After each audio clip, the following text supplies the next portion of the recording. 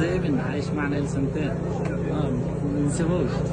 بتطعميه هم بتطعميه طعميه وشربه وبياكل كل حاجه عايش معنا في الخيمه يعني.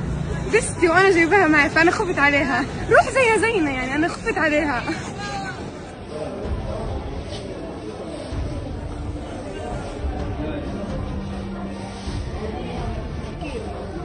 من وين جبتوها البتة هذه؟ طبعا من تحت الركاب. يعني جبتوها من تحت ليش جبتوها ليش؟